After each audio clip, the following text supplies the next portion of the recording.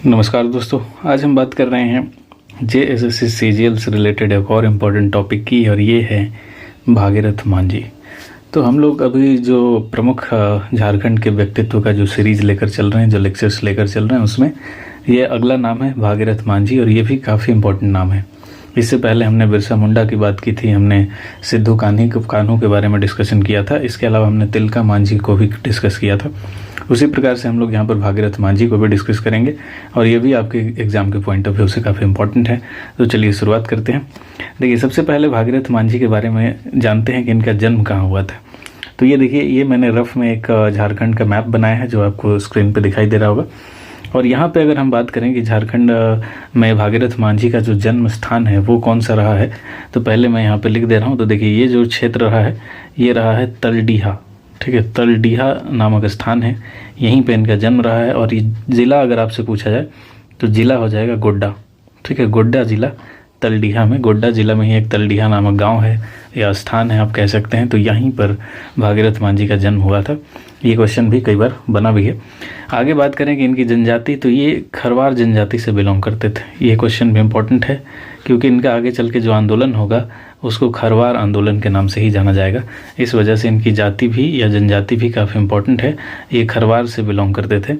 इसके अलावा ये झारखंड के क्षेत्र में काफ़ी ज़्यादा इम्पोर्टेंट काम करते हैं, चूँकि झारखंड में जो पुरानी परंपराएं हैं उनको ये वापस लाना चाहते हैं, क्योंकि अंग्रेज़ों के संपर्क में आने के बाद जनजातियों में काफ़ी चेंज आ गया था, जिसके वजह से ये काफ़ी चिंतित थे। और ऐसे चेंज थे जिसमें जो पारंपरिक इनका हड़िया का उपयोग था उसके जगह पे ये लोग आधुनिक शराब वगैरह का यूज करने लगे थे। इसके अलावा भी कई ऐसी चीज़ें थी जिसको ये खराब मानते थे जनजातीय समाज के संदर्भ में।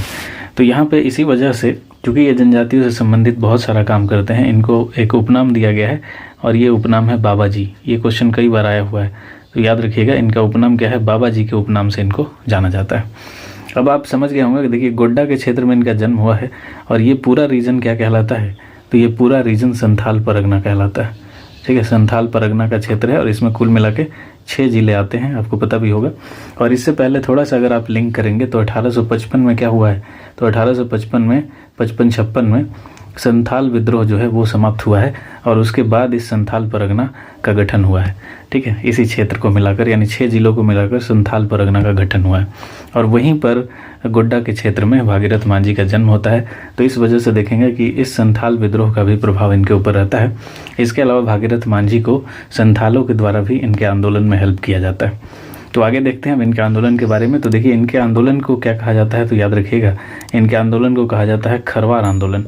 ठीक है, और ये कब हुआ था, तो ईयर भी आपसे पूछा जाता है, तो ईयर याद रखिएगा 1874 में ये आंदोलन हुआ था, 1874 में। अब सवाल था, ये तो हमने नाम की बात कर ली कि इस आंदोलन का नाम क्या था। अब हम लोग बात करते हैं कि इसका उद्देश्य क्या था आखिर इस आंदोलन का। तो देखिए, अगर इस आंदोलन को उद्देश्यों को देखा जाए तो इसको 2 पार्ट में हम लोग देख सकते हैं। तो इनका जो प्रारंभिक चरण था, जब इन्होंने इस आंदोलन को यानी खरवार आंदोलन को शुरू किया था, तब इनका उद्देश्य था धार्मिक। ठीक है, ये धार्मिक जो परिवर्तन आ रहा था जनजातीय समाज में, या आप कह सकते हैं खरवार जनजाति के संदर्भ में, उसको ये समाप्त करना चाहते थे, और पुरानी व्यवस्था को ये वापस लाना चाहते थे। पुरानी जो धार्मिक रीति रिवाज है उसको ये वापस लाना चाहते थे। मैं यहाँ पे पुरानी वापस लिख रहा हूँ। ठीक है, तो ये इनकी नीति थी। लेकिन क्या होता है कि बाद में जब अंग्रेज़ों के द्वारा इस आंदोलन में हस्तक्षेप किया जाता है, तो ये जो है इनका आंदोलन दूसरे तरफ मुड़ जाता है, और ये है राजस्व बंदोबस्ती की तरफ। यानी अंग्रेज़ों के द्वारा जो भी बंदोबस्ती की गई थी, जिसकी वजह से जनजातियों से टैक्स वगैरह वसूला जाता था, तो ये आंदोलन दूसरे चरण में इस तरफ चला जाता है।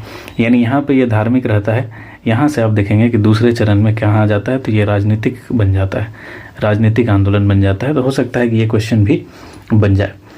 तो एक तरह से आप देखेंगे अब धार्मिक भी है, और साथ साथ में ये क्या है, सुधारवादी है। यानी जो भी जनजातीय समाज में या जो खरवार जनजातीय के संदर्भ में अगर देखा जाए, जो चीज़ कमियां आ गई हैं, जो खराबी आ गई है, उसमें सुधार करना है। इसी को लेकर इनका प्रारंभिक उद्देश्य रहता है। इसके अलावा एक उद्देश्य और था, शिक्षा का प्रसार करना, क्योंकि उस समय में अशिक्षा भी काफ़ी ज़्यादा फैला हुआ था। तो शिक्षा का प्रसार करना भी एक महत्वपूर्ण इसमें इनकी ये थी, मतलब उद्देश्य था आप कह सकते हैं। अब देखिए, जब ये आंदोलन राजनीतिक हो जाता है, यानी जब ये राजस्व बंदोबस्ती से जुड़ जाता है, तो ये क्या करते हैं, सभी जमींदारों को कहते हैं, सभी जनजातियों को कहते हैं कि जमींदारों को कर नहीं देना है। तो ये जनजातियों को एक नारा देते हैं। क्या देते हैं? तो ये कहते हैं कि ज़मींदारों को कर नहीं देना है, यानी कर मत दो। इसी से आपको याद रखना है। और ऐसा ये पहली बार हो रहा है। इसके अलावा एक वर्ड का ये यूज़ करते हैं जिसको मैंने यहाँ पर लिखा है। ये वर्ड है असहयोग। यानी पहली बार कहते हैं कि अंग्रेज़ों का सहयोग नहीं करना है, क्योंकि अंग्रेज़ जो है हमें और बर्बाद कर रहे हैं, हमें ख़राब कर रहे हैं, या हमारी संस्कृति को बर्बाद कर रहे हैं। तो अंग्रेज़ों के द्वारा जो भी नीतियाँ अपनाई जा रही हैं उसके विरोध प्रकट करते हुए हम लोगों को क्या करना है? उनको किसी भी चीज़ में सहयोग नहीं देना है। तो यही इसी को कहा जाता है असहयोग। तो ये पहला जो रास्ता अपनाते हैं वो अपनाते हैं कर नहीं दे, यानी कर ही नहीं देंगे। तो यहाँ पे असहयोग की नीति को हम लोग प्रकट करेंगे। और इसी असहयोग की नीति को बाद में गांधी जी अडॉप्ट करते हैं। तो ये भी आप याद कर सकते हैं। यानी पहली बार अगर कोई नेता असहयोग की नीति लेकर आता है तो वो कौन लेकर आता है? तो भागीरथ मांझी लेकर आते हैं। एकदम पहली बार है ये। और इसी को आगे चल के गांधी जी जो हैं वो अडॉप्ट कर लेते हैं। गांधी जी भी अपना एक, आपको पता ही है कि 1920 में जो असहयोग आंदोलन चलाते हैं वो कहीं ना कहीं इसी आंदोलन से मोटिवेटेड रहता है। अब देखिए, इसके अलावा कर मत दो जब ये आंदोलन चलाते हैं तो इसी समय ये क्या करते हैं? तो अपने आप को बौंसी का राजा घोषित करते हैं। बौंसी का राजा। अब सवाल है कि ये बौंसी कहाँ है? तो यहाँ पे हम लोग इसको मैप के जरिए देखते हैं। देखिए, ये जो गोड्डा का क्षेत्र है और आप इधर आएंगे तो ये बिहार का रीजन है। इसको थोड़ा सा मैं मिटा दे रहा हूँ। देखिए, ये जो मैंने देखा आपको ब्लैक कलर में दिखाया है, ये गोड्डा है। ये रीजन है गोड्डा का। अब जैसे ही हम लोग इस क्षेत्र में आएंगे तो ये है बिहार, ठीक है। और ये बिहार का एक यहाँ पर ज़िला है, उसका नाम है बांका, ठीक है। और इसी बांका में वो स्थान है जिसका नाम है बौंसी। तो ये इसी बौंसी का राजा घोषित करते हैं। चूँकि अब इस समय में झारखंड बिहार एक ही था, तो आप समझ सकते हैं कि इन क्षेत्रों में भी इस आंदोलन का प्रभाव रहा है। और इसी बौंसी का अपने आप को राजा घोषित करते हैं और कहते हैं कि ज़मींदारों को कर नहीं देना है, अगर किसी को कर देना हो तो वो मुझे ला कर दे सकता है। और इसी के संदर्भ में इनको गिरफ्तार कर लिया जाता है। 1874 में ये गिरफ्तार भी हो जाते हैं और 1877 में फाइनली इनको छोड़ा जाता है, ठीक है। 1877 में रिहा होते हैं और 1879 में इनकी मृत्यु हो जाती है, ठीक है। 1879 में इनकी मृत्यु हो जाती है। तो भागीरथ मांझी के संदर्भ में इतना ही इंपॉर्टेंट फैक्ट्स है और यहाँ से क्वेश्चन हर बार बनता है। उम्मीद करते हैं ये वीडियो आपको पसंद आया होगा। पसंद आया तो लाइक कीजिएगा। वीडियो मिलते हैं अगले वीडियो में। Thank you so much.